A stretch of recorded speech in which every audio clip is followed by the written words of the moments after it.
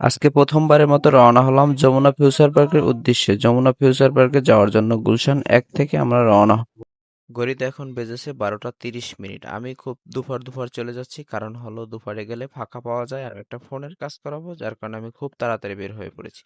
আজকে অনেকদিন বৃষ্টি হওয়ার পরে ঢাকা শহরে খুব রোদ, এবং ঢাকা শহর দেখতেও অনেকটা চকচকা লাগছে, ভালোই লাগতেছে। যাইতেছি দোতলা গাড়িতে, যার কারণে ভিডিও করতেও আমার খুব সহজ হইতেছে। যাই হোক, চলে আসছি প্রথমবারের মতো যমুনা ফিউচার পার্কে। আমি তেমন একটা চিনি না, যাই হোক তারপরও চেষ্টা করতেছি খুব তাড়াতাড়ি মোবাইল শপে যাওয়ার জন্য। এই মার্কেটটা অনেক বড়, এটা আমার জানা ছিল না কখনো। আমি এসে তো পুরাই বিপাকে পড়ে গেছি, এত বড় মার্কেট আর এত দোকানের ভিতরে কোন দোকানটা সিরিয়াল নাম্বার খুঁজে পাই না অনেকক্ষণ। যাই হোক, চেষ্টার পরে আমি দোকান পেয়েছি।